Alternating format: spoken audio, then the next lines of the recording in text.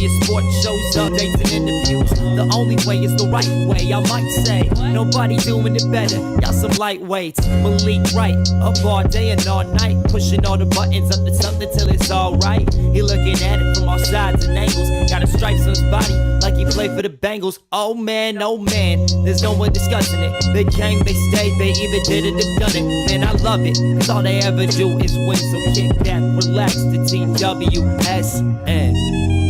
Shout out Young Swish.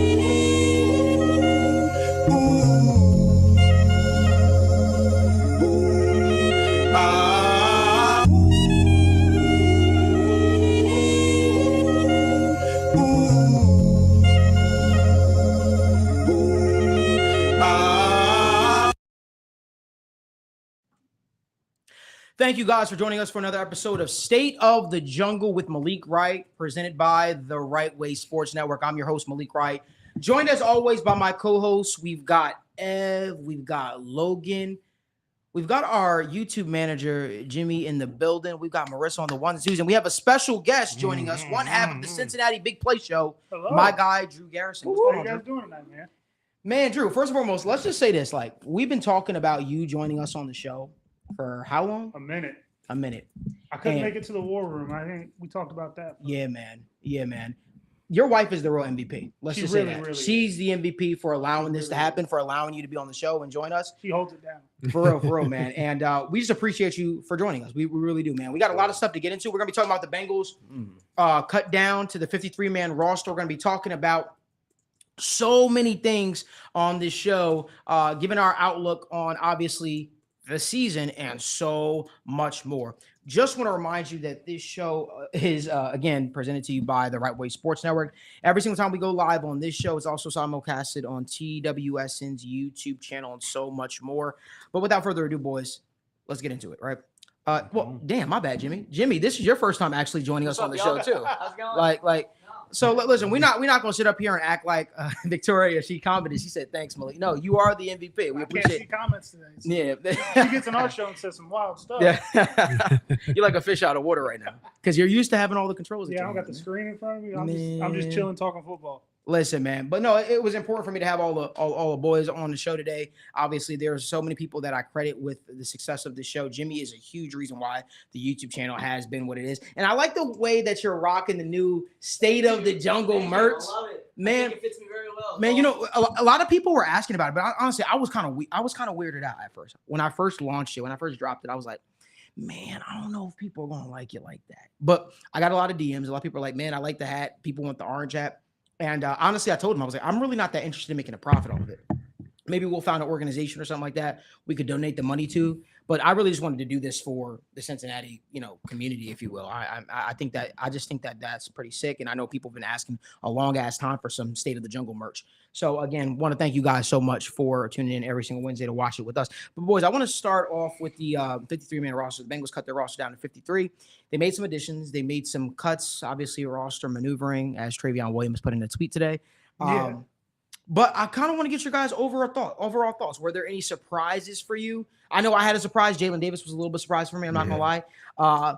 Not as much of a surprise, but a disappointment. I really was hoping Shaka Hayward made this roster. I know he's back on the practice squad, but that's a guy that I'm really, really high on. But listen, I could talk a lot. I could talk all day. I'm probably going to talk all day. But I want to hear your opinion. Without further ado, usually I always stay low. We'll start with you, or Ev, we'll start with you. Drew, we'll start with you. I was kind of surprised, too, with Jalen Davis and even a couple days before Allen George. But I think it just shows how much they believe in Josh Newton, obviously. Dijon Anthony, I think, probably got one of those last roster spots that they were fighting over, too, in the defensive back room. But I do like Jalen Davis a lot. I thought maybe he was somebody they could use as a trade piece for somebody that maybe needed a slot corner to maybe attack the defensive line depth or something like that. But that's not the way it went down. So that was a big shock to me, too. Yeah, man, I agree. Listen, there's so many there's some things that I hope the Bengals had done, obviously, after cut down day, seeing how the roster turned out. There's still more days, obviously, leading up to it. And we're gonna get into all of that. Jimmy, I already went to Drew, so I want to go to you. Do you have anything that you want to add in terms of the roster cut down for the Bengals that kind of shocked you or maybe just made you think a little bit? I will say what interested me was keeping 5 tight ends. I thought one of them might have been on like Hudson or like stuff like that. But it would be interesting to see what they how they incorporate all 5 tight ends into the offensive program, and I'm very, very excited to see how they do this. You know what's crazy? I can tell that you're a college football fan because you just said how they're gonna fit them into the program, and I'm like, man, what are you talking about? Program, right? Like this is the Pat McAfee show. No, but let's touch on that a little bit. To me, that's the Bengals realizing, holy shit. And yes, we say shit on the show. That's the Bengals realizing, yo, if we move off of either Tanner Hudson or Tanner McLaughlin, chances are of them returning to Cincinnati is probably very, very slim. So why chance it? If you really, really value these guys, right, you're going to try to hold on to them. To me, that also spoke to a bigger issue. That spoke to them saying, hey, listen, most rookie tight ends don't produce in their rookie year. Sam Laporta bucked that trend last year, right? And everybody thinks that if you drop the rookie tight end, they're going to come in and they're going to perform right away. Evan, you're my stats guy. I think you can tell. Pretty much it's Sam Laporta, it's Kyle Pitts, and that's pretty much it. Like in the last, at least in recent memory. But you're right. It's not very common for tight ends to have a tremendous impact. Again, it's like the linebacker of offense where you have to be able to block, you have to be able to do all the route running, you got to be good in hands catching in zone and finding the soft spots. You have to be able to, be part of that diverse run game. Maybe move around from side to side formation and kind of block on the move and kind of have that good foundational piece if you want to be that kind of every down guy to get that kind of that volume that you're looking for to be able to put up numbers like a Kyle Pitts or like a Sam Laporta did. And so he was definitely one of those guys, but even people would have tabbed guys like Michael Mayer, right? It shows how hard it is to pick this. And that's always the argument, right? Is it's not even the first round pick guys all the time. It's a lot of times the third, the fourth, the fifth round guy. George Kittle, TJ Hawkinson was actually top 10. He was actually good because he was from the Iowa. Yeah. The Iowa, first actually round, just draft Iowa tight ends in the first round. And that's it. Like that's all you got to worry about. But it's definitely tough, man. And it's such a crapshoot. So it's not going to be the tremendous part of this offense either. It's always been a small piece, but it's never been the functional piece. That's going to be T. Higgins. That's going to be Jamar. That's going to be Joe. And Logan, I promise I'm going to get to you, brother. You're good, bro. I just want to touch on that a little more because for me, I think this was the nod of the cap, knowing that, hey, listen, Tanner Hudson really did produce for us last year. Joe Burrow raved about Tanner Hudson, and kudos to Evan. We talked about this, and he talked about his importance last week on the show, of keeping a guy like Tanner Hudson. But to me, this spoke bigger volumes. This says to them, hey, I believe Drew Sample, I said it back months ago, I think Drew Sample is going to be used more in that H-back role. I think that in the pinch where Mike Gesicki is not playing, because regardless people want to think, Mike Gesicki might line up in those slot wide or if he receiver splits out wide. Right.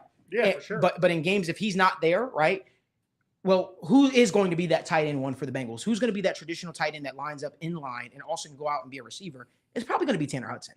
They don't want to put too much on a rookie like a Eric All, who has dealt with his fair share of injuries. They want to put too much on a rookie who's also dealt with his injuries in Tanner McLaughlin. So they say, hey, let's keep a guy that we know he knows what he knows, right? And that guy is Tanner Hudson, who produced. Logan, let's talk. Let's let you touch on that a little bit more. I kind of I think with the tight ends, I think the position's kind of growing of importance, and the Bengals kind of one of the few teams who hasn't really believed in it the last few years, and we've kind of pigeonholed ourselves into one option. If that option doesn't work, we fall back on reliable Drew Sample, and Drew Sample is always going to be what he is: solid, great blocker, below average in the receiving game, but still a solid football player. But now they're looking at it as more of an approach of, okay, we're going to keep 5 tight ends. We have now 5 tight ends that can do a little bit of everything, and so they can kind of play those tight ends to the strengths instead of just kind of pigeonholing themselves into 1 tight end or 2 tight ends, no matter what the situation is. I know you kind of don't really like to give away that tell. If Gesicki's on the field, it's going to be a pass. If Sample's going to be on the field, it's going to be a run. But at the end of the day, if that's what they're going to do well, you can now kind of play everybody to their strengths. I think you can just get more efficiency at the tight end position. We kind of talked about the all offseason about how we expect the running back room to be more efficient and the offense in general to be more efficient. I think this is a good way to get more out of the tight end room and for that room to be more efficient as well. Like we talked about, Mike Gesicki is a glorified receiver. That doesn't mean he's not a damn good football player, but he's going to play more receiver snaps than anybody. Drew Sample, great blocker, probably not going to catch too many passes. And that leaves Hudson more well-rounded, all more well-rounded. And then McLaughlin's kind of that receiver tweener is a little bit of a project that they probably just don't want to let go on. That's just kind of my thoughts about the tight end room right now. Listen, man, I feel very, very good about the future of the Bengals tight end room, but I'll remain standing on business when I say this. I think Mike Gesicki is going to put forth a season that's going to force the Bengals' hand to make a tough decision after next year. Mike Gesicki is not just a guy that you can just play, oh, well, he's just out there. I think Mike Gesicki is going to be a guy that's going to really make a name for himself. I've been on record praising him, preaching him, talking about how excited I am for him. And listen, Mike Gesicki is in a bit of a prove-it year for himself, right? He's had a couple of down years. Mike McDaniels came into Miami and basically sunk his value a little bit. He went to New England. They didn't know what the hell was going on there, right? And then now he's coming to Cincinnati. He's in a spot where I gotta take kind of Foreman. Sure. I gotta take kind of Sure. Foreman I want to here. hear it. And I think, By the way, we interrupt each other on the show, so this is just the boys talking. yeah, This is how- I this is how usually it just happens. make a face at Malik. Usually we're like, Let me talk. mm, Or you Drew's know, probably gonna like, tell me to yeah. shut the fuck up today.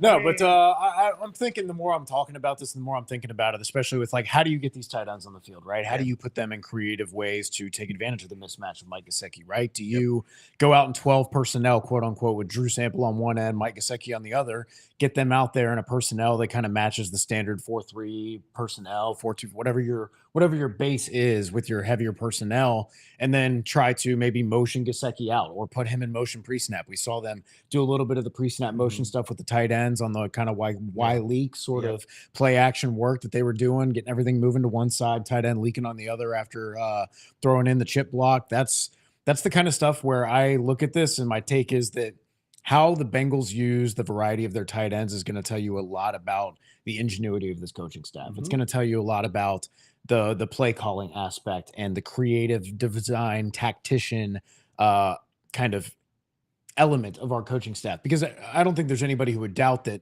Lou gets the most out of his players and is excellent on the defensive side of the ball, being creative. Zach Taylor is an excellent motivator, good CEO.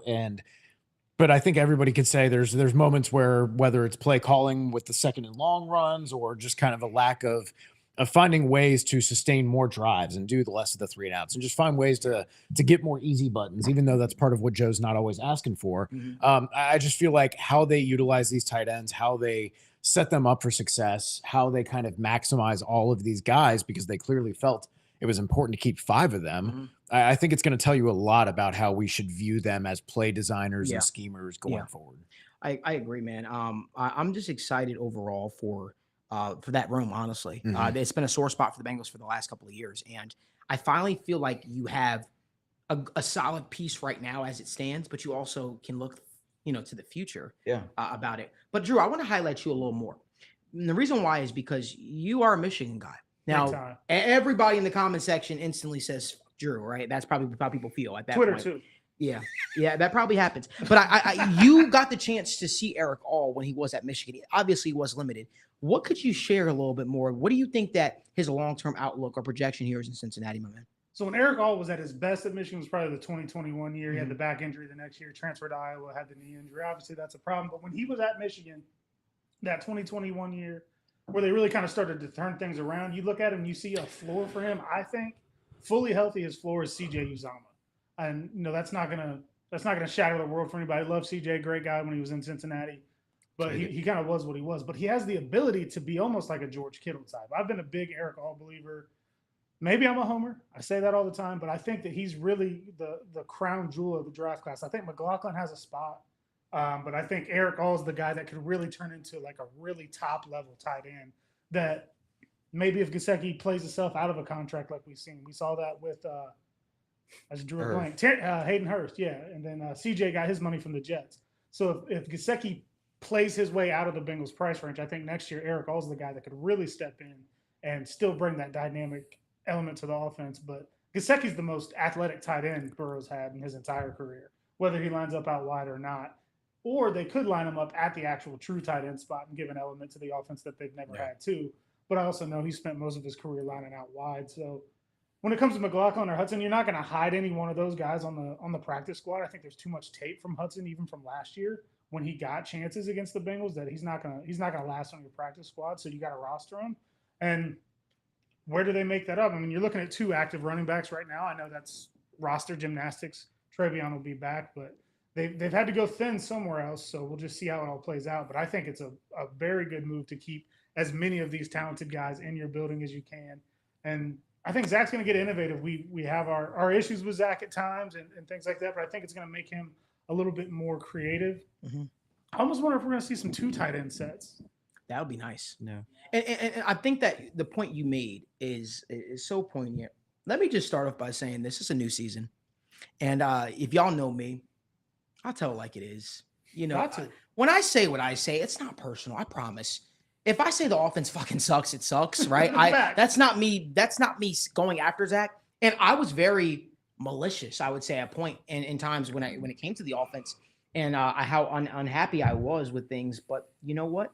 I still saw Zach at the combine. We still had a close to 15-minute conversation in private. Really? And it was fine. Shout out Emily Parker. She was the one that kind of facilitated that. That was really, really cool. But I'll say this. I'm not coming from a malicious place. That being said, all the nice stuff goes out the window when week 1 starts. It's my job to sit up on the show and tell it like it is. It's not my job to show favoritism. There are going to be times where I'm going to say the offense was great or the defense sucked. They know it's not personal. It's part of the job. I came to Cincinnati to change the landscape of media, to shed Cincinnati in a more positive light. So when you guys do hear me speaking throughout the season, understand the thing that I love most about my job, right, running the Right Way Sports Network, having this platform, being a guy with a hot mic, is I don't have someone that could tell me, hey, don't say that. Don't do this. Don't do that. And one thing I loved when people said, you bring a New York style to Cincinnati, and that's going to continue. Which brings me to my next point. Remember, guys, starting on Monday, which happens to be my birthday, September 2nd, we'll be launching the Sit Down with Malik Wright's morning talk show. Every single morning from 10 a.m. to 11:30. Credit Drew, by the way. He really, really helped me fill that slot in. And I asked him, I said, Drew, what time should I go live? Because I don't want to interfere with the McAfees of the world or anything like that. I mean, we talk so much offline. And he said, bro, I think that there's a real spot for you to fill in from 10 a.m.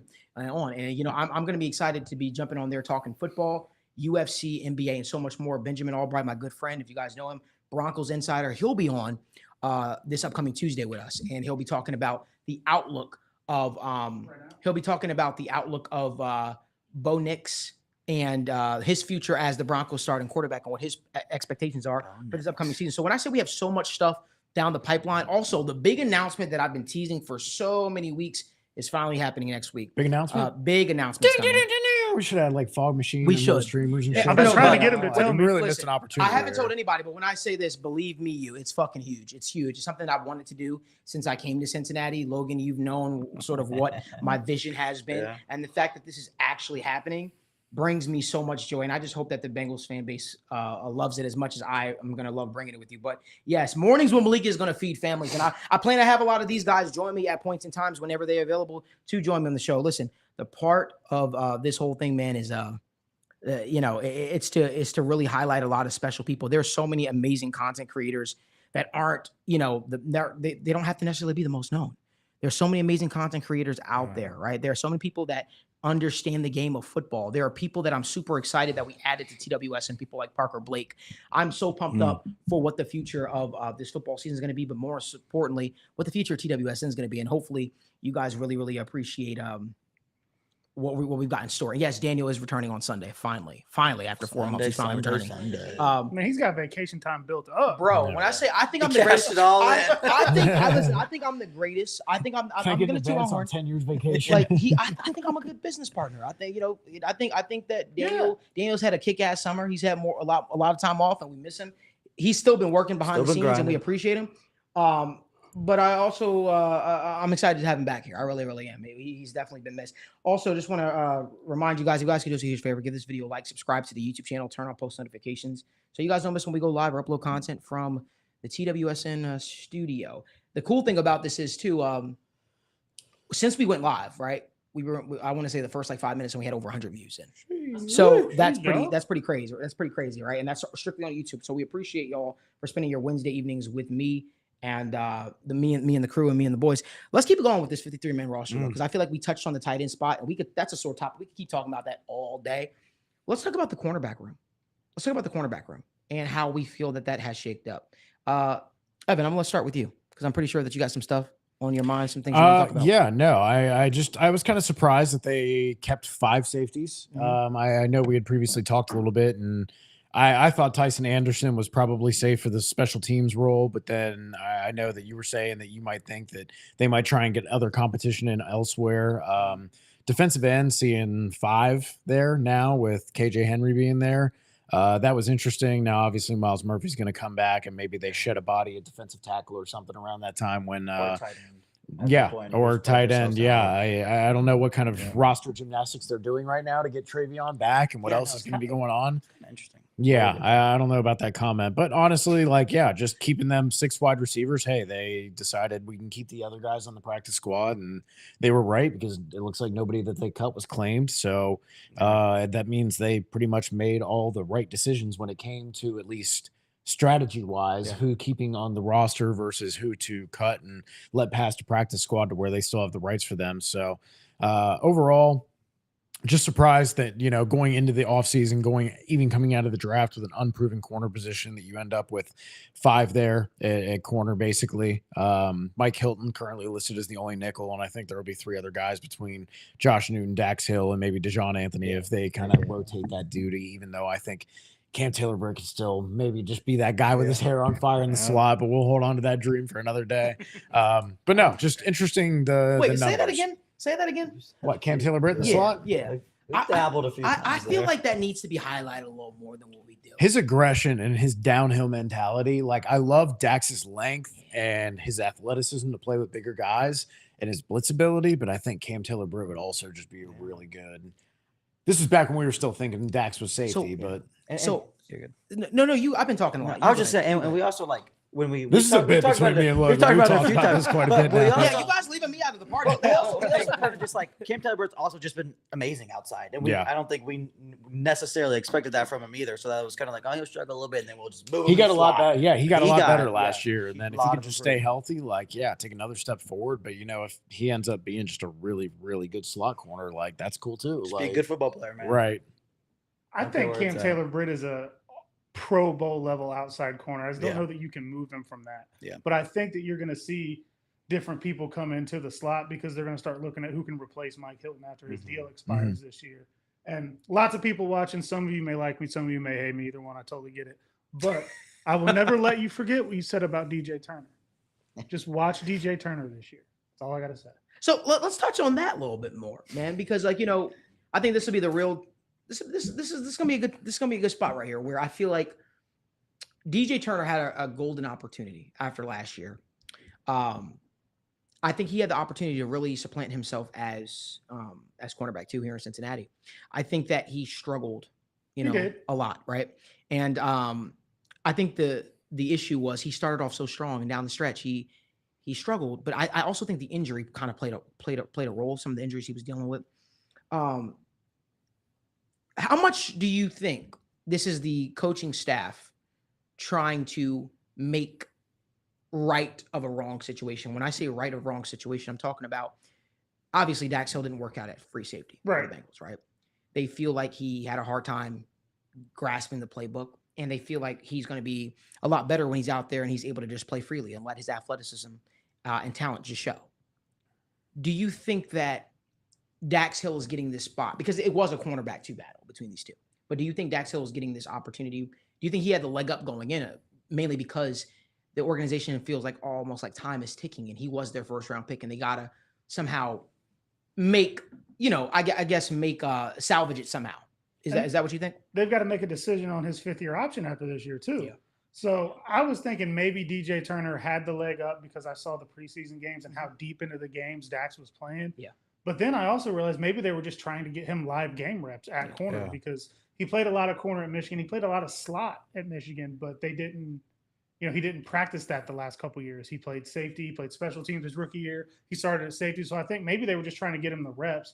I think that he's probably going to be the actual starter, but I could also see them splitting a lot of time. And I still think that they may try to get him in that Mike Hilton role every now and then just to see what they have. Because they've got Turner under control. They've got Cam Taylor-Britt under control for at least 2 more years. So they may just say, okay, we're going to see, can we use Dax as the Mike Hilton replacement? Because I don't think Mike Hilton's getting a new deal.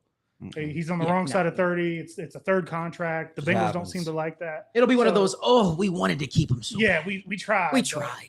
But we thought about just it. offered too much money or whatever. Yeah, Chicago. He's gonna go to Chicago. Yeah. He's gonna go to Chicago. Seems like a bear. So I think that you might see that too. But I think that you're gonna see probably more Dax Hill starting out. Maybe because of the draft position, but I think that he's shown a lot in camp that I think the coaches really, really like. But I think DJ Turner is going to see the field most. And I'm going to wrap this up. Yeah. DJ Turner played way more snaps than he was supposed to last year with Cheeto being banged up. Yeah. DJ wasn't supposed to play that much, and that's one of the hardest positions to transition from college to the pros is cornerback. So just give him a little grace, people. That's all I'm asking. Go Blue. Let's go Blue. There's two Michigan people there, so there's no bias. Michigan on Michigan bias on drive. either one. You got to remember where you are, though, right? This might be state of Georgia, but this is Bama country, right? Roll Tide. Yeah, we sent Nick Saban out to the pasture. All right, you got to relax, bro, because we've owned y'all for we've owned college football for the majority, right? But I mean, all respect and all credit to y'all. But touching on that, what I'm about to say is to your point about DJ Turner rotating in. I can tell you right now, Lou actually hates the idea of rotating cornerbacks in. I can see that because he's a D-backs coach. Which brings me to my next point. I think that it will take a colossal fuck up for a guy like it would take a colossal f up for a guy like Dax Hill to not lose snaps, if you will. I think he's been consistent. And I remember when we were on the show, a lot of people in the comment section were just ripping me. I was even getting some DMs like, "You don't know what you're talking about. You lost all your sources."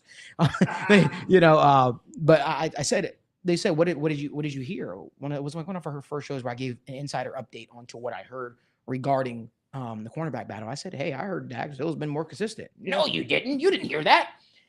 And then, it's been what it's been, right? And listen, I think that he was given every opportunity to win the job, but I think Dax Hill just approached it the correct way. I think he kept his head down. He embraced the position. That a big part of it is embracing the change, right? A lot of guys kind of want to feel situated at a spot, but I think the thing that helped Dax Hill, and not a lot of people talked about this, is he was really used all over the place at Michigan. He was used to being a corner, a slot corner, a safety, coming down at linebacker. He was used in so many spots. So it was really nothing for people to look at him and say, "Hey, Dax," it was really nothing for people to look at him and say, "Hey, Dax, you're going to move over to cornerback, and that's going to be your new spot." So I don't know if you want to touch on that a little more. Yeah, that is something that he's familiar with, and you're going to see teams go 4 wide, so you'll see DJ on the field enough too. But I think that I also look back at like the Rams game last year, that Monday Night Football game.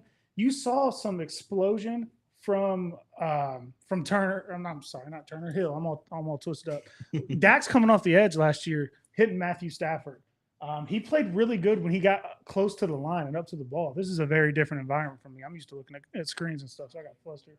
But he's he plays really good close to the box, almost in like that Viper role.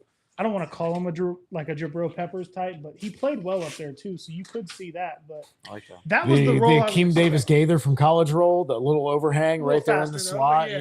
But I think that they saw so much out of him this preseason out wide that I think that he's going to maybe get the most snaps out there. So it's a different approach than what I thought. And I think a lot of that's because he's shown more than I think we expected him to show at corner. Yeah. Did you want to touch on that anymore? No, man. I'm just excited. I just hope there's not like they did with Charlie Jones last year, where it's like, hey, let's wait until week 18 and then suddenly we're gonna rush Dax out there for 30 snaps at slot corner and then declare the experiment either dead or alive based on that 30 snaps, right? I hope that they are being cautious with Mike Hilton, because Mike Hilton's a good player, right? But like you said, he's on the wrong side of 30. He's a bit smaller in stature anyways, and he plays very physical style. And so I don't think it would be a bad thing. I know he doesn't like rotating corners, but maybe in some of these games that they end up being might be the spot up, like, well, hey, we're up 14 points in the second quarter, or the second half. Hopefully either of those situations happens, but yeah, if you're up in the half and you feel good about where you are and that you're not having a big drop off in a crucial moment, I definitely think there's advantages to kind of just filtering guys in there a little bit. Hey, Josh Newton, get you on the field a little bit. Like, just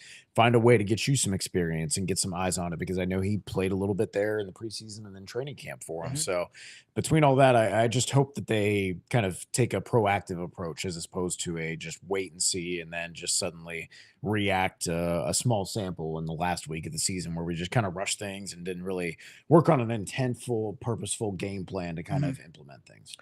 Want to also just remind you guys again to give this video a like, subscribe to the YouTube channel, turn on post notifications so you guys don't miss when we go live or upload content.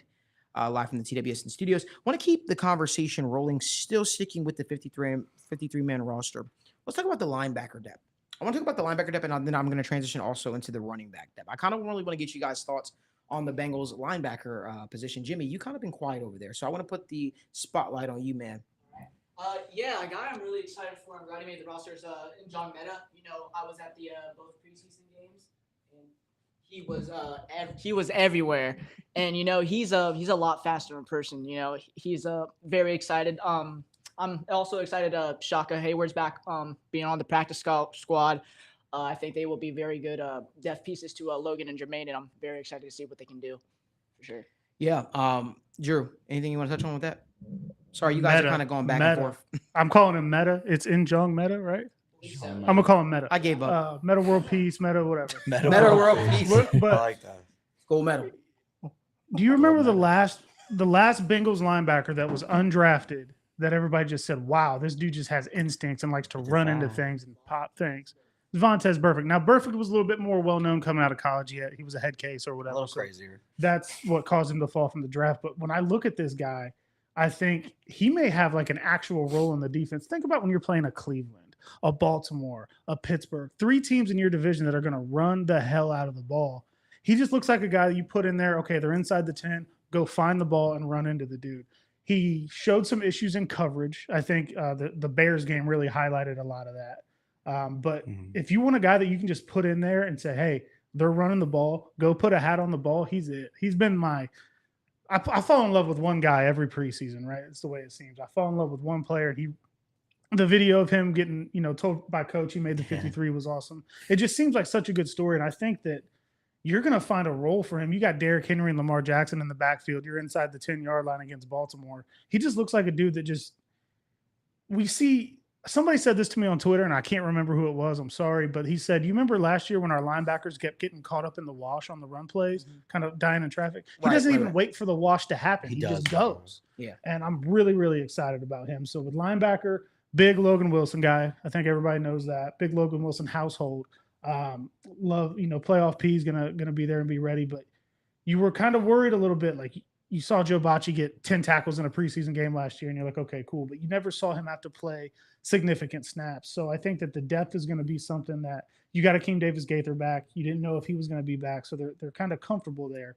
But typically you're going to see the 2 linebackers anyway, because kind of tying it back into the safeties or the defensive backs, Lou has safeties that he trusts again.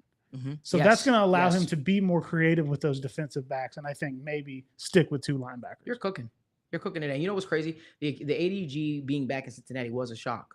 Yeah, it was. He had a lot of opportunities, a lot of offers. He could have left Cincinnati. I think the Saints were one of the teams that showed serious interest in him too. And to see him back here was actually really, really cool. I also want to shout out your co-host, man. Ron, man, Bengal Laureate, man. You guys do a great job. Appreciate that, with your man. show, man. He wasn't able to make it down. Yeah, man. He's got like 14 kids. Yeah. I told you guys, one day we got to do a show where we invite you all down, man. It's we think that you guys do a great job, man. And Appreciate I got a chance to tune into your show that you guys did recently. I was really, really happy for you and Ron to see, just the growth overall of the show, man. So I just wanted to shout you guys out. I know you guys got some big stuff planned for this upcoming football season. And yeah, man, it's just been great to see. I support all Bengals content creators. Absolutely. And if you're out there doing a show or something like that, putting time in, putting effort in, man, we support you 100%. But I want to transition a little bit over to the running back room. I know that people, they look at Zach Moss, look at Chase Brown, and people are very high on Chase Brown this year. People are excited about Zach Moss. We talked about it a little bit. Us meaning the state of the jungle crew. Drew, I don't know if you've necessarily talked about it on your show with Ron, but I want to give you the opportunity to kind of touch on it. What is your thoughts on the running back room? I'll just tell you, just so you kind of know where I stand.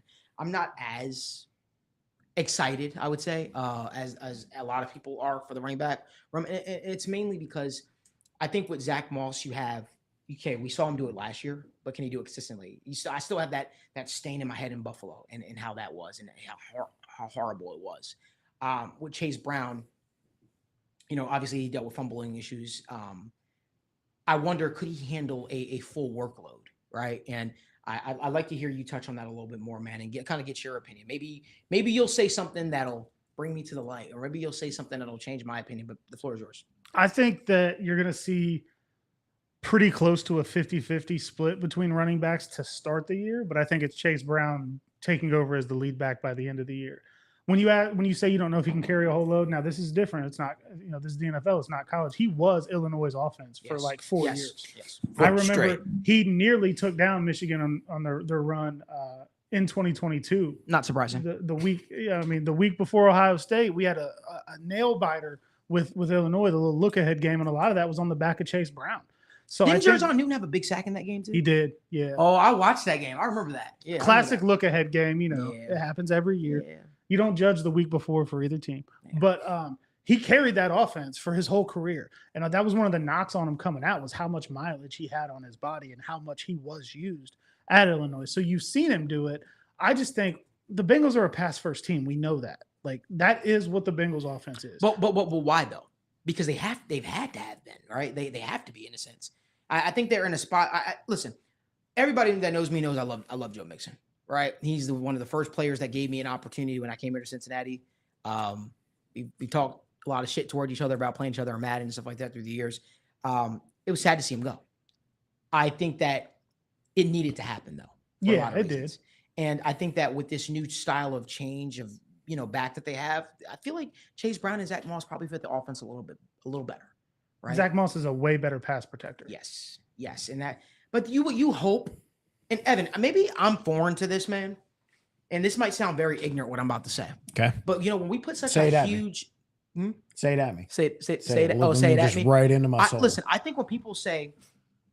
I won't look at you. That's weird. That's weird. First of all, Evan has I don't know if y'all know, Evan has different color eyes. Like that ass. He has different color eyes. One eye is green, one eye is I know, brown. right? Never noticed. It's oh my crazy. God. But damn, I lost my train of thought. Why you do this to me? Dude. That's what I was gonna say. When people put a huge emphasis on the running back pass blocking, being such a huge thing, I say teams with good offensive lines don't we don't hear them spotlight that too much. I think we find ourselves doing that because the offensive line has been so putrid in Cincinnati for so long. So we say, hey, they need to be able to pass block, and ideally you want a running back that has the ability to pass block, right? But I think that we put too much. I don't know. I feel like we put a lot of emphasis on it because we've been so scarred in the past.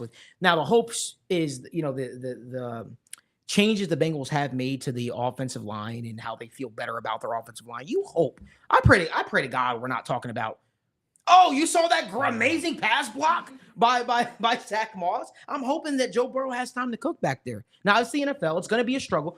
And that brought me to my point. Maybe I'm wrong. Maybe I'm ignorant to that point. Maybe I'll stay on my lane as an NFL insider and I'll say, hey, I'll revert to stats man over here.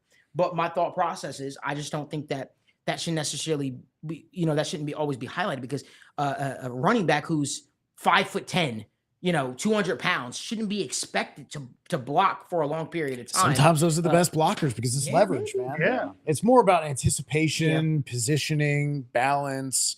I feel like that's a lot more of the technique, which is why, we don't always see the 6'5" guy be the best pass rusher, right? Sometimes it's the 6 foot guy because he gets that leverage because he has some sort of natural whatever. But no, I would just say it shouldn't be used as oh, well, first, let's talk. Can he pass block? That's not it's a tiebreaker, right? It's a secondary thing. It's a tertiary trait. But it is important because I would say the same thing about run blocking for receiver, right? But Jamar Chase run blocking on that run for Joe Mixon on the outside in Detroit made that a touchdown instead of a 20-yard gain, right? So in those plays where, does he have to do it often? No. Tony Pollard was the most kind of active back last year with 158 pass blocking attempts.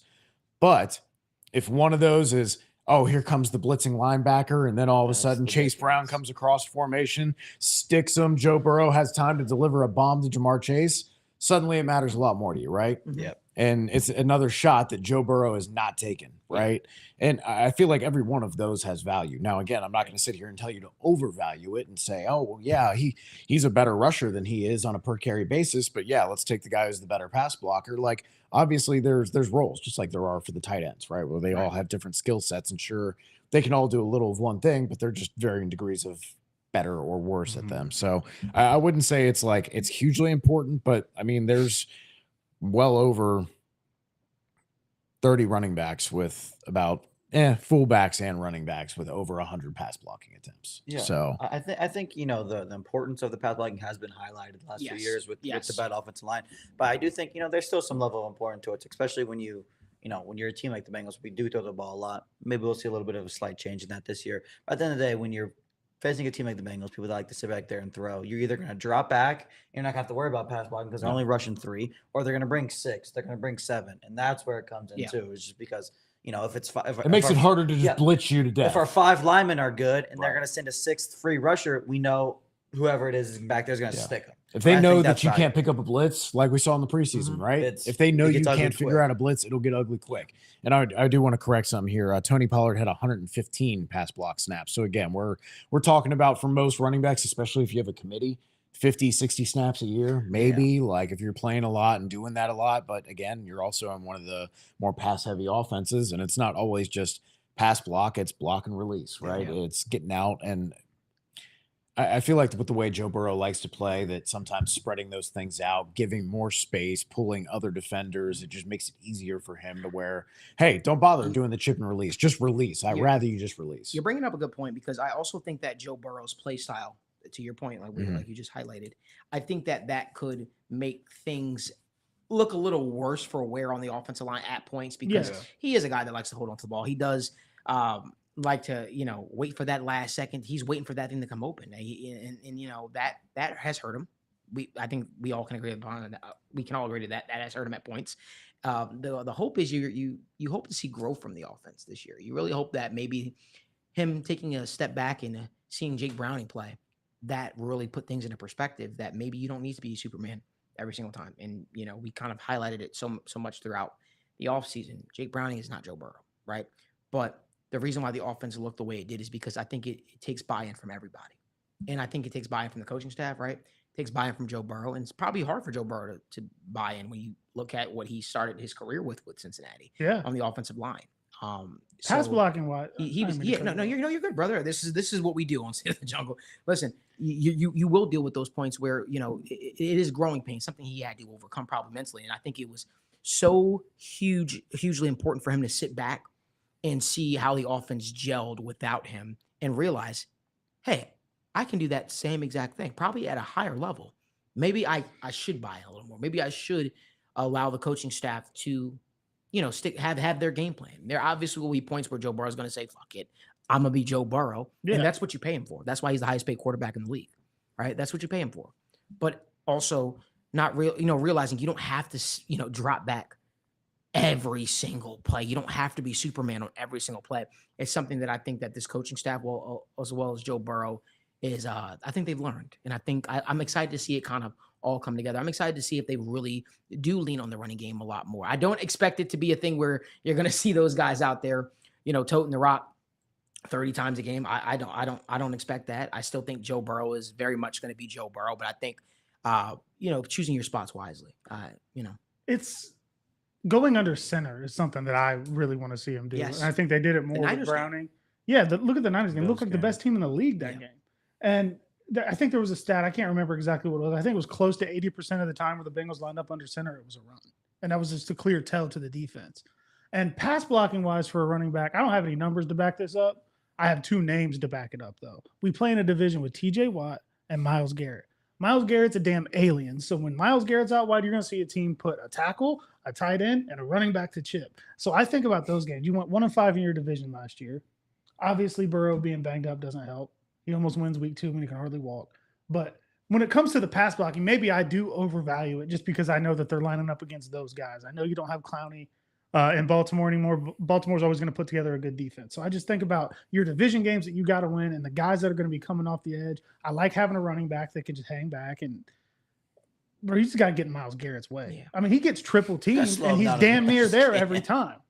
Yeah, my man wrecked a Porsche and did more damage to the Porsche with his body than when I think about the teams in their division, maybe that's why I overvalue pass blocking maybe just a little bit. No, because I think of the dudes that are going to come try to hit a $275 million quarterback. And that's a fair point. That's a fair point. That's the thing I always appreciate about State of the Jungle. It's so many difference of opinions, and it's we try not to have we're right, you're wrong on the show. Like we really do take it in. You got Logan who brings the coach's perspective. Evan, who brings the analytical perspective. Me, I bring my perspective and the insider perspective. And no, I'm serious. I'm just here. No, you're great. You're great. You're I don't great. know what my area of expertise is. You don't necessarily have to have an area of expertise. Your passion always show. One thing we always preach is your passion always shows forth through in your work, right? True. Anybody that does anything consistently I always have a lot of respect for. But let's move the conversation over the Bengals. Oh, before we do, make sure you guys give this video a like, subscribe to the YouTube channel, and turn on post notifications so you guys don't miss when we go live or upload content from the Sit Down Malik Wright's YouTube channel. We've got so much content planned and so much content in store. Jimmy's probably tired of me at this point. The amount of content that we probably pump out. We literally, when I say we have some content coming out each and every single day, Monday, Tuesday, Wednesday, Thursday, Friday, Saturday, and Sunday content coming up. And now with the different shows that are happening, we've got so much more content coming up. And then obviously, we got Evan debuting Know Thy Enemy happening. And I'm really, really looking forward to that. Know Thy Enemy, baby. Yeah. Next week. Evan, actually tell the people what Know Thy Enemy actually is, man. No, man. It's just going back to not everybody is degenerates with no family like I am. And you can't sit around and just watch football for 14 hours a day, right? So you don't get to catch all the terrible games, the barn burners of the last couple years, the Patriots, I don't know, Titans games that you just never wanted to watch. I'm watching those. So when we play a team like the Patriots, any team out of conference, out of division, you know the rivals, the familiar favorites. But for the teams that you don't know, we'll always be coming right to you here that week of the game, breaking down who the star players are on the other team, where they're strong, where they're weak, where the Bengals can possibly attack and take advantage of them. Should be a nice little informative way to feed you and tide you over between Wednesday and game time kickoff. I like that. I like that a lot. Yeah, we're really looking forward to it. It's something we flirted with a little bit last year, and it's something that he's going to take on, and it's going to be a big thing. We also are talking about bringing State of the Jungle on the road at some point. I know me and the boys are talking. It might be there might be a rumor out there that the boys might take on New York for the Giants. People are talking. Game. People are talking. Heard that there might be a suite involved at MetLife Stadium, Bengals versus Giants. Who knows? I have no idea, though. One thing I'm looking forward to is seeing Logan try actual pizza. No offense to Ohio, you guys do not have real Goodfellas just slaps, man. And period. Don't Goodfellas. All right. Anything else you can hate on? Listen, I won't knock it till I try it. I won't some knock Grandma's it. Pizza. You said what? Some Grandma's right down the road, down on Grandma's? off I thought it was Grandma's. It's Italian. It's Italian. So you gotta get Grandma's. you gotta get the old country little You guys need vocab in Dayton there. style pizza. There's a Said Dayton no one. There's a Dayton style pizza. Malik did not like that. It's not New York. I know that. I've never been to New York. I've never been to New York though, so I can't. Bro, and that's why we got. I'm trying to get Drew to come out with us for this game, man. Like when I say we are going to turn MetLife up. That's my home state. Obviously, Ohio is taking me in. Well, Cincinnati is taking me in as their adopted son, I guess. But it'll be good to go back home to New Jersey, MetLife, and we were even picking out like the what's going to be on the menu and stuff like that. We're like, oh, we're going to have 5-course steaks and all this stuff like that. And, oh, dang. Yeah, we're really doing it up, man. It's going to be crazy. We're not talking chicken tendies. We're talking. Oh, it's going to be big, man. Needs to be some tenders, though, man. I don't think there'll be any Skyline chili in that. Don't sleep on Tendertown, all right? Shout out Tendertown. We're pumped up. And you know what the cool thing is about that? As I announced on social media, we'll be picking 4 Bengals fans to watch that game with us live from the TWSN suite. And I'm really, really pumped up to be watching that game from a suite MetLife Stadium with you guys, Bengals versus Giants. So again, stay more tuned to all our updated information. We'll have some information regarding what needs to take place in order to what needs to take place in order to potentially win a ticket to that game in the suite with us. And remember, every single time the Bengals have a home game, TWSN will be giving away 2 free tickets to a lucky Bengals fan. Next week we'll be announcing who. Maybe I'll announce it. Maybe I'll announce it tomorrow or something like that. I don't know yet. I don't know if I want to wait that long because if they live farther away, I want to give them an opportunity to come in and all that stuff like that. But every single time the Bengals have a home game, we'll be giving away 2 free tickets to a Bengals game, and that's just something that we want to do to give back to the city. We appreciate y'all for supporting us. Appreciate you guys for supporting us on this journey as well. The Bengals added a pass rusher today, a guy that is very familiar with Myles Murphy, very familiar with Clemson, and KJ Henry came from the Commanders. He had a respectful, I would say, preseason. Right, he had some a sack. right? He had a sack, right? He flashed. But I think the word there when you talk about KJ Henry's potential. Yeah. And I think that's something you keep talking about. Needless to say, the Bengals needed to add to the defensive line. It was a room that was really, really struggling. And I really think that it was a spot in which they needed to add bodies. They need to add a guy. And, Marion Hobby, who has deep connections to Clemson, having been the defensive line coach there. He adds another one. He adds another Clemson product, and we get to see if he can revive KJ Henry. I saw Miles Murphy's brother, super excited about it on social media. I'm not going to sit up here and lie to you guys. I've been running like a chicken with my head cut off trying to get this studio all set up. We got so much in the works for it. I'm going to dive deep tonight into KJ Henry a little bit more. I do know when I did watch Commanders games, a lot of Commanders fans that I've talked to have often said that, he was a guy that we're excited about, but you just never quite put it all together. So, again, you're hoping in Cincinnati he could put it together. I would think that the best defensive line coach, who I consider the best defensive line coach of football, will be able to get the best out of him. But very curious to hear you guys' thoughts. Let's start with Logan. Logan, what is your thoughts on KJ Henry? Yeah, I'm pretty excited, to be honest. I think that's one of the positions where you always can kind of almost not expect a claim, but like you always want more pass rushers. You just do. It's easy. And he's coming off a pretty good preseason, an over an 80 PFF rush grade, over 20% pass rush win rate. He 10 pressures in 3 games, 7 in his last 2 games combined. He just had a pretty good preseason, man. I mean, he fell in the draft a couple years ago just because he's a little older. He's gonna be 25, or I think he might already be 25 in his second year.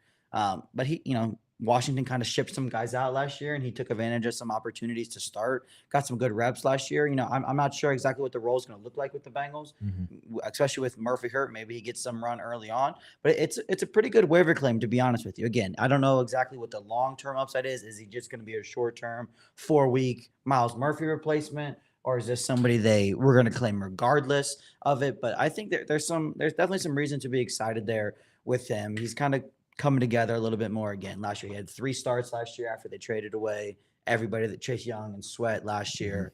So he's got some run. He's got some experience under his belt already, which is good for a claim as well. It's not like you're just taking a pure upside shot and just stuff you've never seen before. He's a pretty good athlete. He checks a lot of boxes, man. He really does. Coming off a strong preseason. Again, maybe he never sees the field for us. Maybe he sees the field week 1 in some capacity. That's to be seen. We'll see what it looks like in practice these next couple of weeks. But there's definitely some exciting things about him. Yeah, like you mentioned, 82.9 PFF grade, 48 pass rush snaps, 10 pressures, 20.8% win rate this preseason. Even against preseason competition, those are good numbers. Probably just not quite as good as old Jonah Ellis, the guy I got crucified for taking in our draft, who's out here killing it in the preseason. Bro, listen. So we could Drake and Kendrick this, bro. Like, no.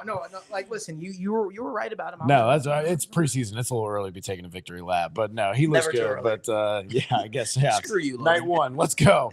No, but KJ Henry, man, he's a little undersized, 6'4", 250. Didn't really test like an explosive athlete despite being undersized, which is usually why those guys go higher in the draft, right? Is if you're undersized, you have to be an explosive athlete to compensate. He did have a 4.63 40, which was 86th percentile, but 10-yard was 41st percentile, vertical and broad jump, both 29 and 30 respectively. So that is not what you would expect for an undersized guy. So you're not going to see some crazy Von Miller turn the end, beat the outside athlete. He doesn't have that in his bag, but I think this is more about, hey, Cam Sample is out and Miles Murphy is going down, and we just need someone besides Joseph Osai, because God forbid we want to put Zach Carter out there more than we have to.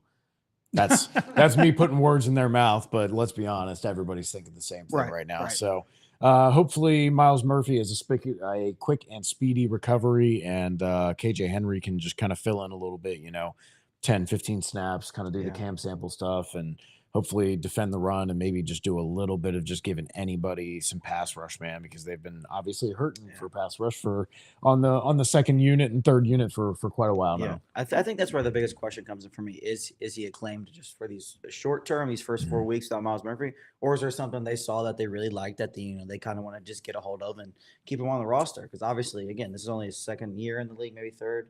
I think he's only second, but still, regardless, he's a very young player in terms of experience in the NFL. So I think that's the biggest question I'm waiting to kind of see how it's answered. I also once again want to just remind you guys, give this video a like, subscribe to the YouTube channel, turn on post notifications so you guys don't miss when we go live from the Right Way Sports Network studios. Remember to drop your questions down in the comment section too, because we're about to get to them. Before I do get to all the comments and questions and thoughts, I want to say I'm a little jealous right now.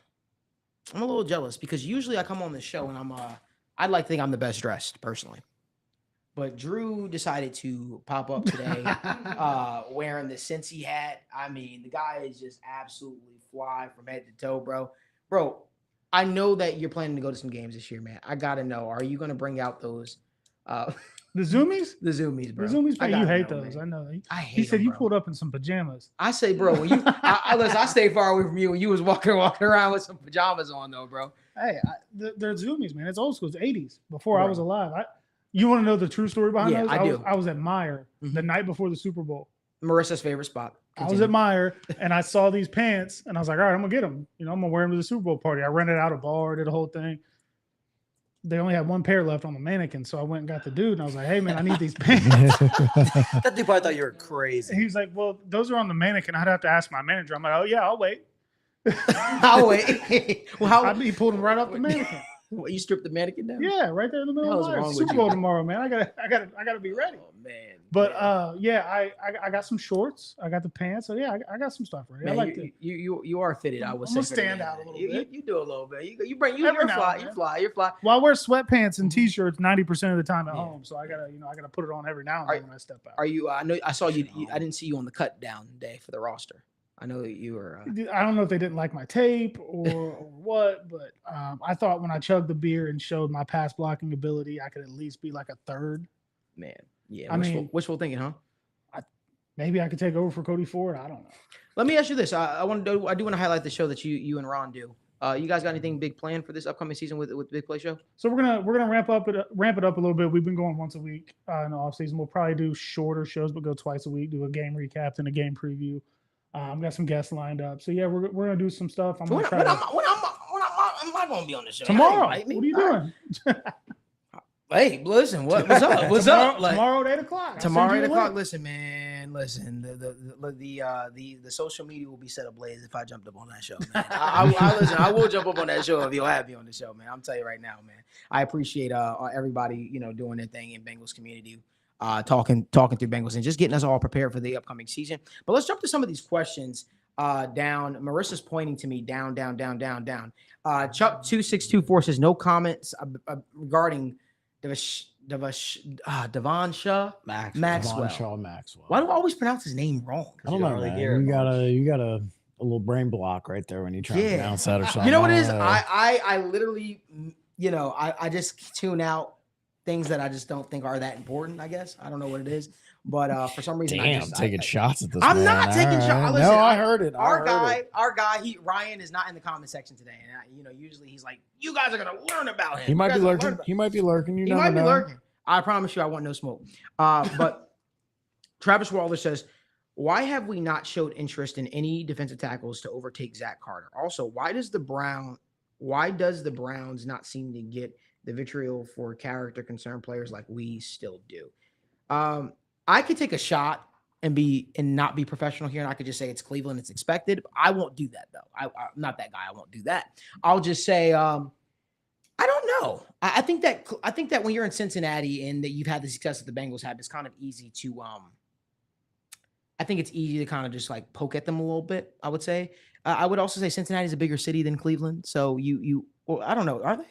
I don't think so. I think No? Cleveland's a bigger city. It's But it's nobody just says, got "Hey, I'm more, going like, to falling Cleveland." down Nobody says, "I'm buildings going and to stuff. Cleveland." Cleveland's a little more like spread out. They got the Rock and Cincinnati's Roll more Hall like of Fame. Y'all compact. chill I think out. The The river buildings are catches They pretty got on similar. fire. freaking Loan Center. Yeah, All they right. got Quicken Loan Center. Yeah. Yeah. Hey, listen, they've won. Progressive. They've Go won to a a championship. convention. They Come won on, a man. championship Culture sooner, yourself. sooner than we have. in the Civil War era. The Bengalorian says he wants to see Malik's shirt. So I'll stand up for you real quickly. It says, "Let us pray." This is I got this from the folks over at Cincy Shirts, who we happen to also be partner with for that. They make a lot of the TWS and merch here over at In the Clutch, which is their subsidiary brand.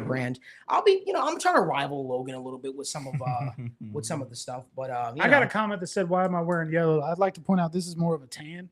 Yeah. like a Yeah. khaki. It's not a Maybe- Steelers yellow. Maybe we're it's the good. lighting. Yeah, Yeah, we're good. We're good. I got we're that comment on Twitter. Yo, what was funny was yesterday when the dude said you look like Drake. That was hilarious. He thought the gift was me.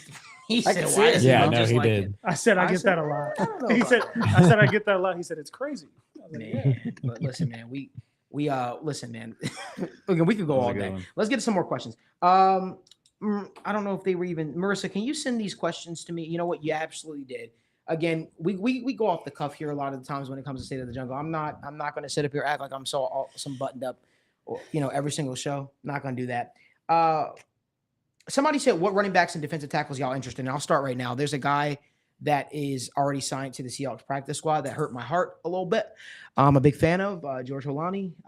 I really would have liked to see him in stripes. That didn't happen.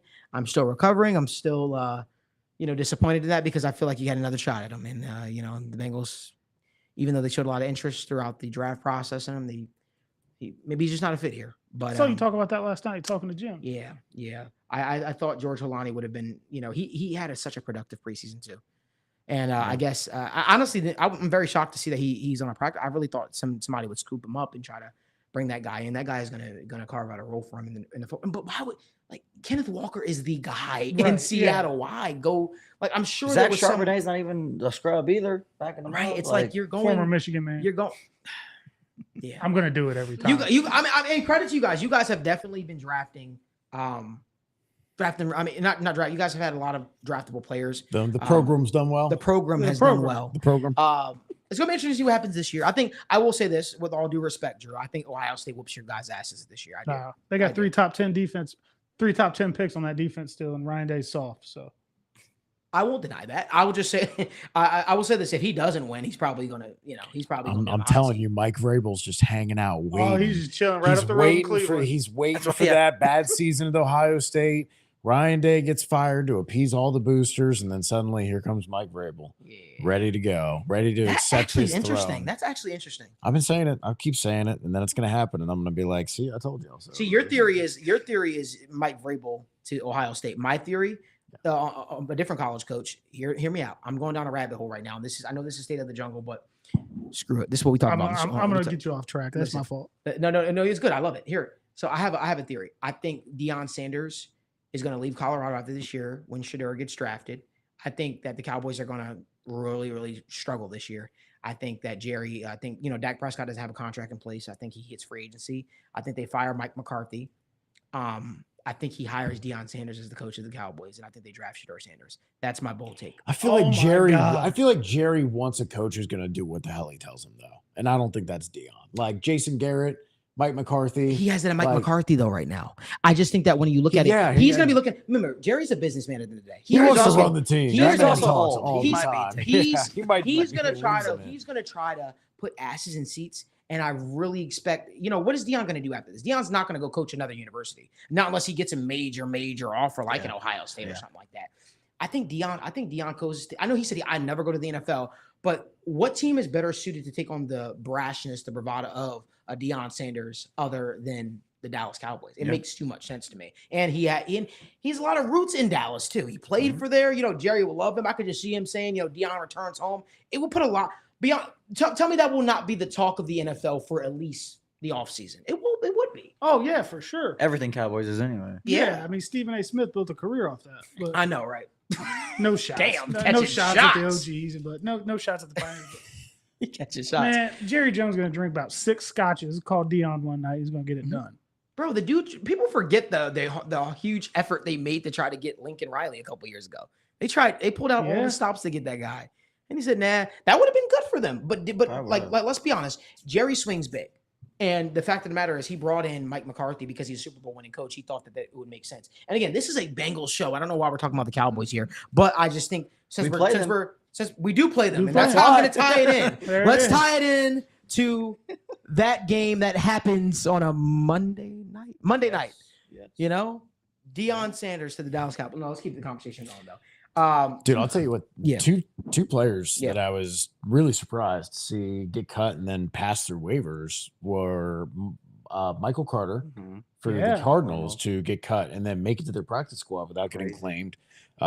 Really, really liked him coming out, and it's curious to see. Obviously, he got jettisoned from the Jets after they had such a just cluster there at running back that they do. continue to add to. Yeah.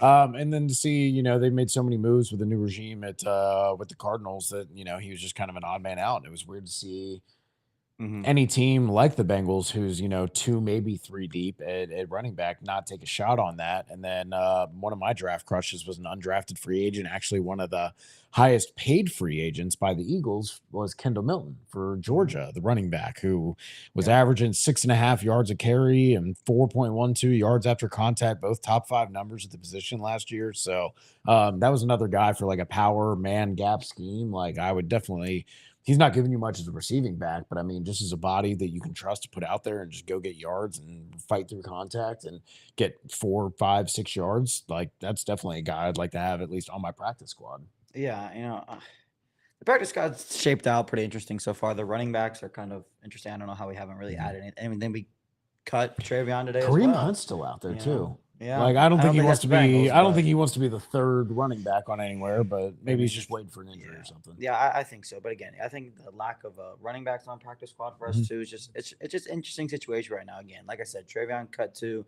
I know he tweeted it's just the whole gymnastics of the things too. But like, it's an interesting spot right now. They don't, they're not very deep. They're so unproven. Not that they won't be good, but there's just so many questions in that room. They kind of just keep stacking.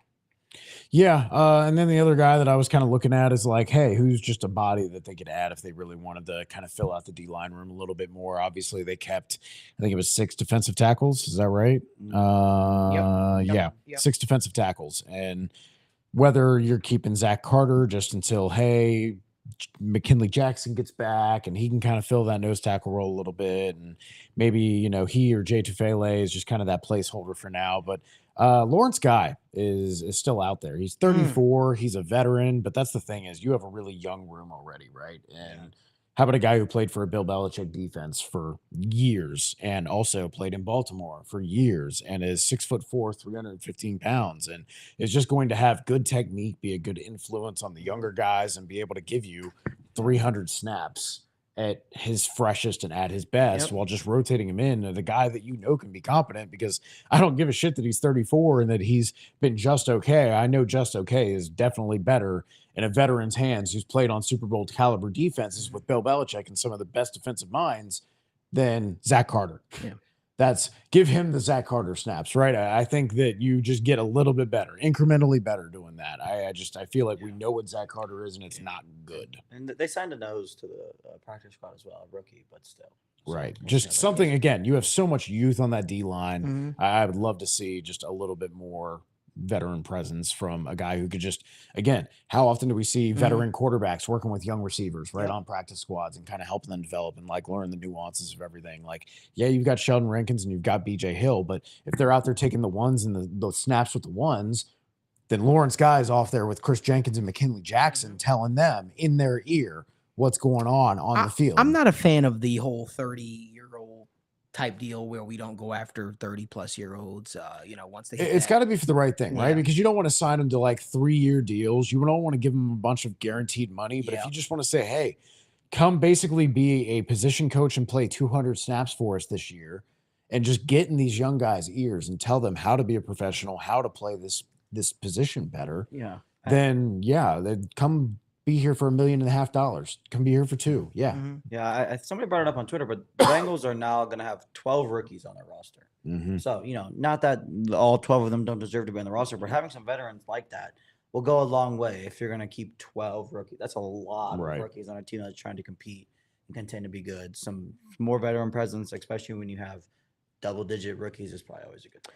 We're getting a lot of Jamar Chase questions, and again, we have over 600. I said almost 600. We're not Drew show. No, we're not that by any means. I don't know what happened that night. Yeah. But if we can get more likes and on this, and make sure you guys subscribe to the YouTube channel. Again, we got content coming out every single day, daily. Even if you missed the full show, we still post clips from the show.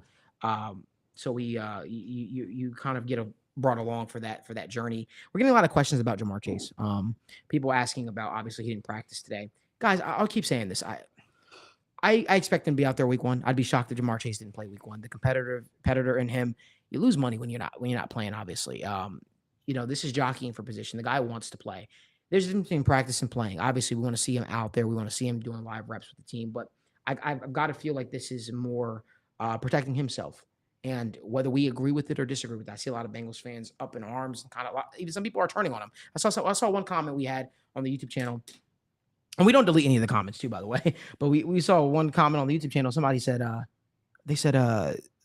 we need to get rid of Jamar Chase. We need to move on from him. He's a thug, and we need to sign T. Higgins. I said, whoa, can we just relax for a little bit? Listen, this is jockeying for a position. Let's not overreact here. This is a guy that wants to get paid. He's going to get paid. He's going to be paid accordingly. And he's like out there pretty much saying, hey, listen, I want to be here in Cincinnati. He's not said, hey, I don't want to be here. You don't see him over in Mexico running routes and doing all this crazy stuff. No, you see the guy still showing up, still being in the building, still being involved with his teammates.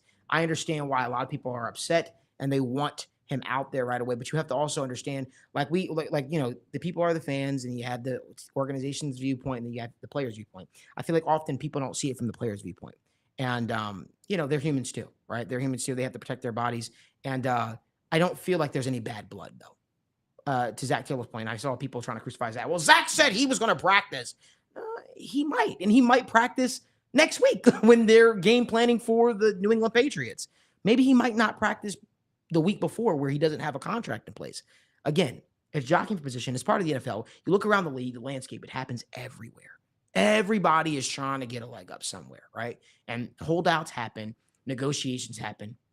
It's just a part of the business. He's not the first player to do it. He won't be the last. Evan, did you have any thoughts you wanted to share? Drew, did you have any thoughts you wanted to share? I was just thinking, so I kind of thought it was over. He practiced Sunday, was there Monday. I'm like, all right, it's over. But then CeeDee Lamb gets paid. And all of a sudden now he's not, but he's trying to do the Bengals a favor. It's never going to be cheaper to sign a wide receiver than it is right now. Thank you. The market keeps going up. I don't know what's going to happen with Ayuk. He was supposed to practice today too, and then they said he wasn't there. Yeah, that got a little ugly. So that's getting ugly too. But he's shaking hands with Zach during preseason games about Jermaine Burton saying we created a monster, didn't we? Laughing it up with Zach. He's there. He's active. He's helping his teammates still. They say he's active in meetings. He's done some work before and after practice when the media is not there. Yes. But it's never going to get cheaper. You're going to have the opportunity to spread the deal out over more years because he's got 2 years left on his deal. Is it a precedent thing, or people trying to not set a precedent? So they say you sit out with 2 years left on your deal and you'll get a new deal. Are the owners telling him not to give in? Because frankly, I don't give a shit. You're going to pay the guy. He's not going anywhere. So just do it now. You can spread the money out over more years. You have him locked in for 6 years. And then if Brandon Ayuk takes the market up, it doesn't matter. He's already locked in. It's done. So just do it. I don't think. What the hell are we waiting on? You're right. It is a bargain. It is a bargain at this point. The fact of the matter is, from my understanding, because people's like, why does Jamar want to sign early? Well, from my understanding, Jamar wants to sign early because he hopes to hit free agency or hit the open market, I would say, and get an opportunity to get paid again, a second contract or a third contract at this point, before he turns 30. He'd be 29, I think. 28, 29, yeah. A lot of receivers don't get that. Because I think what people don't understand, if Jamar Chase signs here in Cincinnati, don't expect to be like a 5-year deal. I don't expect to be 5. I expect to be like a 3-year deal because he still has those 2 years kind of built already into it already. So you figure, when he reaches that, when he does eventually sign, you probably reach that 4th year, or he'll probably do it again. Hey, I want a new contract, right? It's one of those things where it's, you're trying to maximize the value you'll get in the league. It's funny. Somebody put in the comment section, what the hell, Marissa and Malik, is Jimmy even a Bengals fan? What's his favorite player on the team? So we should probably let you talk a little more because I think people think they said, are we just trying to fill studio space? Nah. So no, Yeah, Jimmy, I name am the one player. I am Jimmy, name the I damn am a Bengals roster, fan. Jimmy. Name the roster, Jimmy. If you want a throwback player, Brian Leonard. Brian Leonard was a G back in the 2000s. What school did he go to? How old were you? What school did he go to? Brian Leonard That I was do not playing know. for Rutgers. the Bengals. Rutgers. Okay. But no, yes, I'm a Bengals fan. I'm a 3-time season ticket holder. 3 years. Damn, he said that like he's a champ. 3 years three-time season ticket holder. For a current favorite player. $200 3 times. Current favorite player right now would probably have to be Jamar, just because I watched him. Really? Of course, yes, of course. I also have him on my dynasty team, so I'm a little bit biased. But yes, I've been a long time. I've been a long time Bengals fan, but What's a long time, bud? I'm sorry. What's 6 months? No, more like 10 years. Well, how old are you? Like 15? No, more 23. I know I look 15. I'm young, but I've been an OG since day one. Yes, Don't you he forget has. that. Don't See, you yes, he forget has. Me and Jimmy Talk your are talk. the same age. Nobody questions me. Well, you got definitely an older vibe. to You got you. an older vibe. You got a big brother vibe. You got an Stay old off my boy soul, Jimmy's all head, right? all right? Right. Listen, I'll show no, you. Don't worry. listen. Jimmy is a true Bengals fan through and through. But funny enough, before Jimmy became the YouTube manager, he used to be in the comment section for every single State of the Jungle. When I would go live at 1 o'clock in the morning, this dude would be up watching the stream, commenting and stuff like that. So respect to Jimmy, man. Jimmy knows his thing. Jimmy's a huge Bengals fan. Somebody says Travis Waller said, Drew, still sour. You spoiled the Chris Jenkins pick for me at the draft party, by the way. LOL. Oh, yeah. We were at a draft party, and I saw the pick on Twitter first, and I got excited. I think I yelled it. I was drinking. No. Period. I'm drinking. They celebrate. They draft a Michigan man. I'm gonna say something loud. So yeah, I did spoil that pick for a couple people. Man, we need to get you and Ron on this damn show, man. We need to make that happen more often. Man. I love the new setup, man. It's laid back. It's relaxed. Boys talking ball. I like it a lot. I like it too. I know you don't probably like the Bama stuff as much, but I only hate Bama when they're about to play Michigan. I'm not, Yeah, which doesn't happen often because outside of last year, because you guys don't really. I was gonna say stay out of their hair for a while. Yeah, not many out of conference games scheduled with Michigan. Yeah, I think we get along. And it works on the show, right? Because Logan is just a supporter of Ohio sports. I think so. Like he's not like a Go Ohio. So who? Akron or Ohio State Saturday? Come on, let's go Zips. Bowling Green Falcons, baby. No, Akron's gonna shock the world. $100 on Akron money line. Oh shit, for the Bills. Listen, man. If I get a free bet. So somebody, we got a couple more questions here. I want to get to before we head out of here because we've been going live we've been live for an hour and 16 minutes already. We've had It goes fun. quick. We've had listen, time flies when you're having fun. I'm probably gonna get myself a steak after this or something like that. But second time you brought up steak today, man, It's I'm on in the the mood mind. for some It's steak. on the man. mind. Listen, I'm in the mood for a steak. But our guy Balancing Bike Life says, do you think that the apparent all of a sudden interest in tight end shows a possible change in offensive philosophy this year? I think that's a fantastic question. It's a great question for Evan. Excuse me. No, I think I do think that you have a versatile cast of characters when it comes to the tight ends. I think we saw a very concerted effort to get more athletic at the position as well. CJ Uzoma was, a very solid tight end. Hayden Hurst, by the point that he was at in his career, was very stiff and just very vertical. Everybody played basketball with that one kid who just didn't grow into his height yet, and he kind of ran in a straight line and didn't bend his knees very well, right? Like that's how Hayden Hurst kind of ran sometimes. And to his credit, he did well enough. But I think you're going to get a versatility and athleticism and agility that you have not gotten since Tyler Eifert. Like, let's be honest. I mean, it's hard to compare someone to that level of athlete, but that's the kind of level of athlete we're talking with guys like Mike Gesicki, with guys who have more of the agility, the pass catching repertoire in Tanner Hudson than they've had, or Tanner McLaughlin, who's basically a converted wide receiver. And Eric All is the most versatile tight end that they've had in probably since Tyler Eifert again.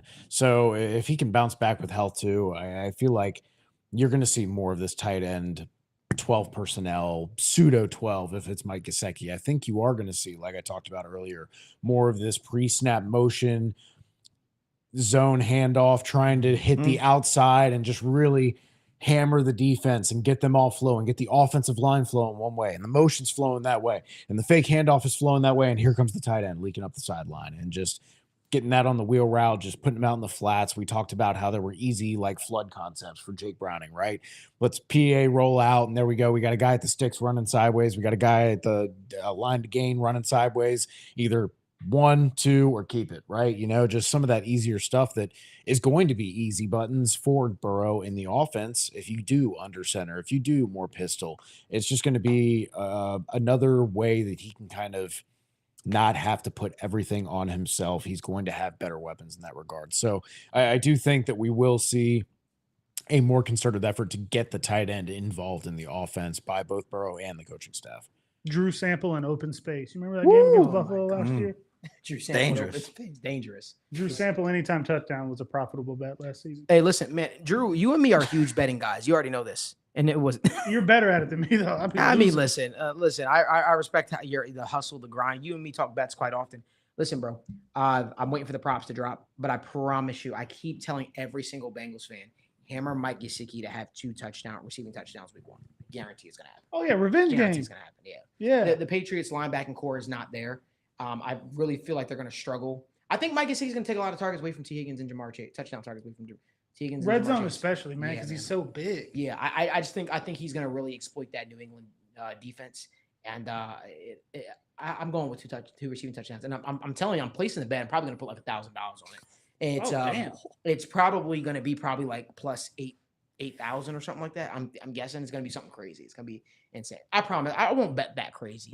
I won't bet that. No, do it. Then we'll all get a stick. Yeah. You're gonna get one of those pop-up boxes. Like, are you sure? Like, They're gonna slide you're down. really sure this isn't an accident? Okay, sign this Well, document. because Let's I talk think, about I your think gambling limits. right. I think Gesicki's, and just so you guys know, on State of the Jungle, you guys will see us start talking more about betting. Mhm.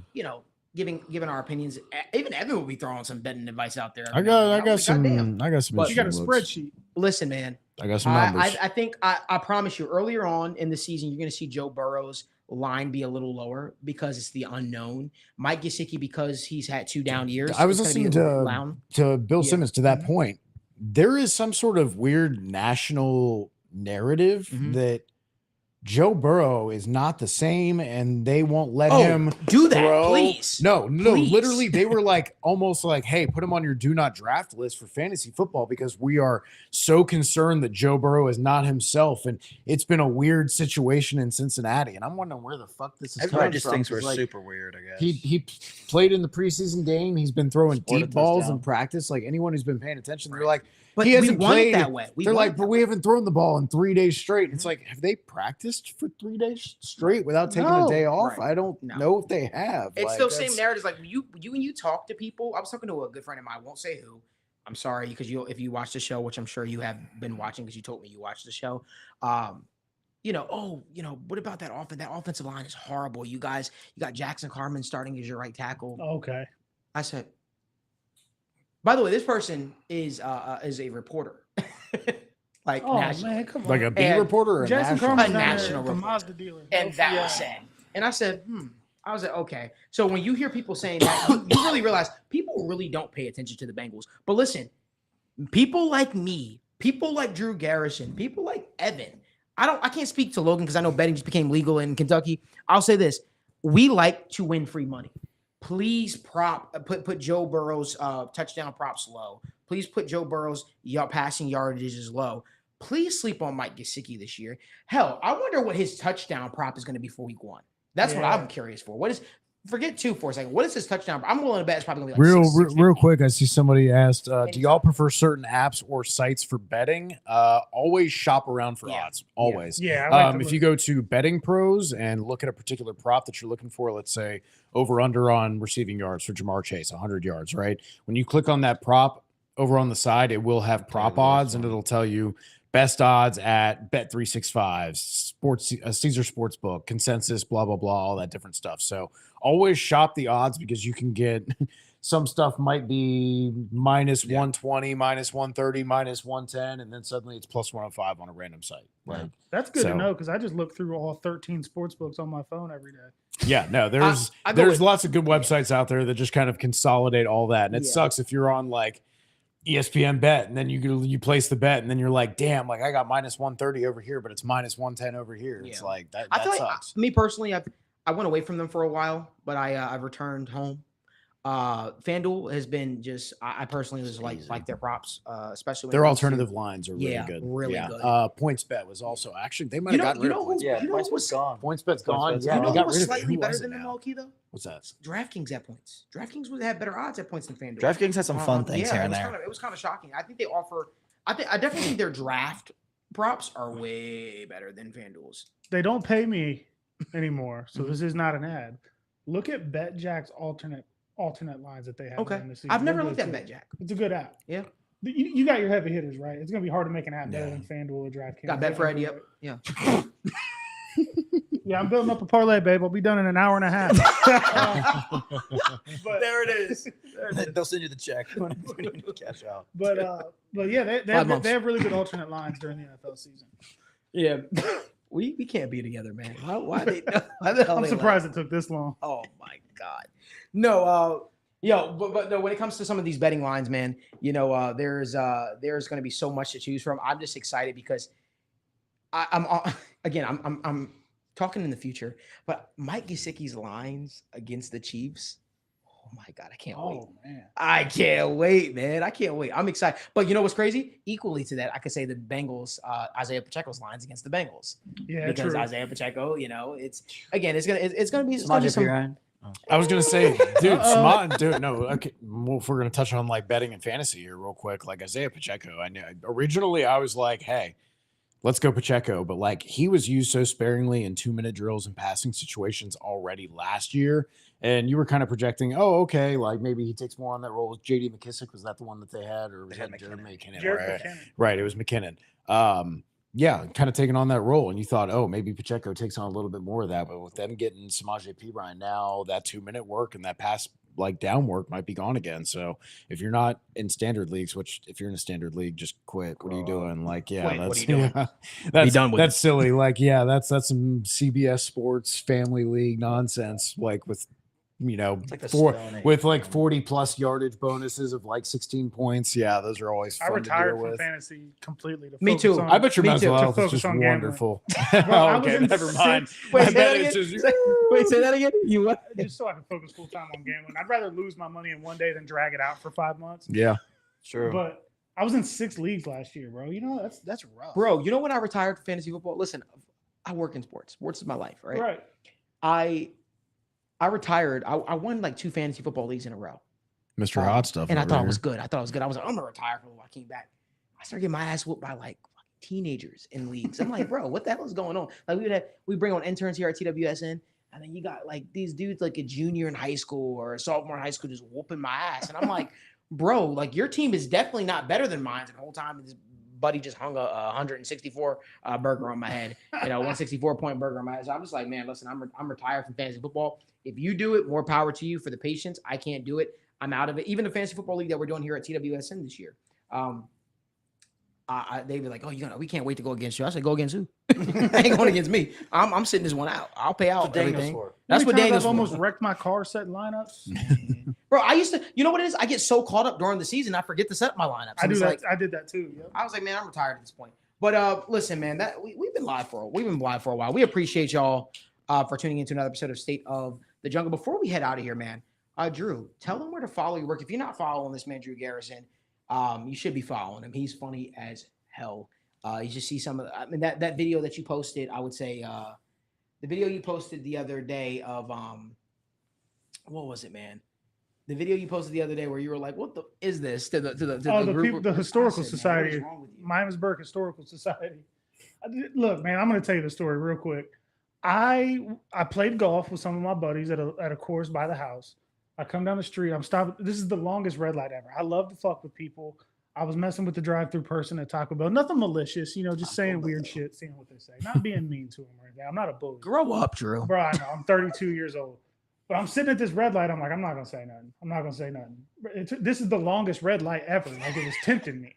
So finally, I'm just like, the fuck's this about? And she's like, it's the Historical Society. I'm like, all right.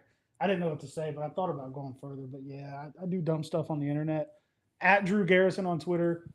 At Drew S. Garrison on Instagram. I've been trying to buy the at Drew Garrison from the guy that owns it for like 2 years, and he just won't reply to my messages. Bro, I tried to buy TWSN, my company, from somebody who has not been active since 2013, and I'm just like, Elon, can you do something about that, please? Because like somebody has Wright Report like with 1 T, and then somebody has TWSN. And neither profile is active.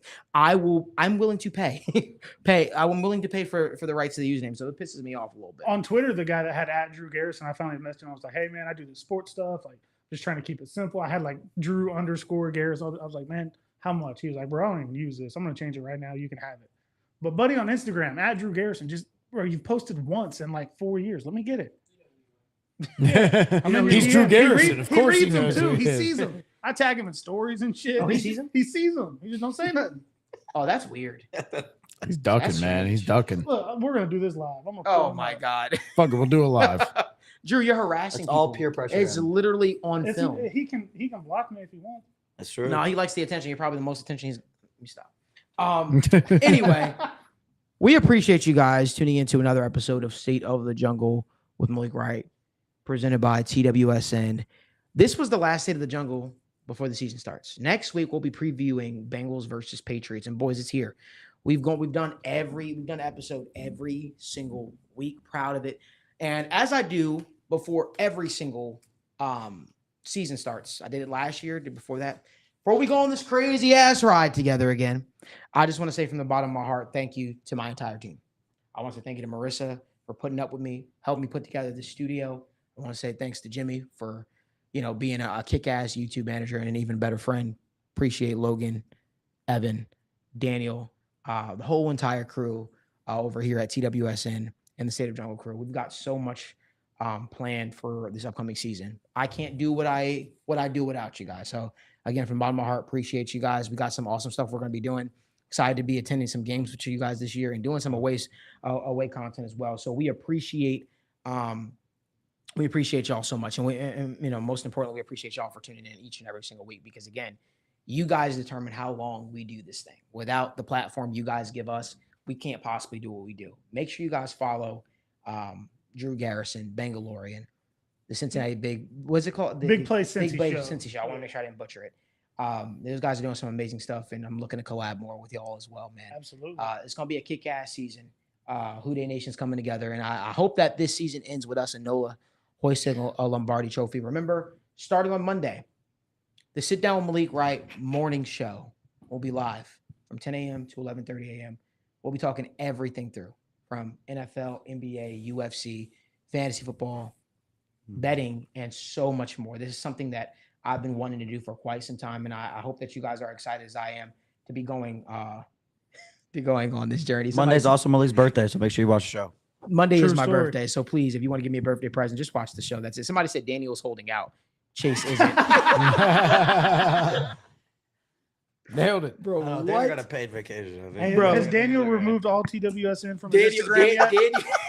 Daniel has removed. Daniel start dropping those quotes. The one who has the knife speaks quietly, like that type of shit. Yeah, the wide receiver tweet. The one who has the knife speaks quietly. Daniel start dropping all those little quote tweets at me. Oh my God.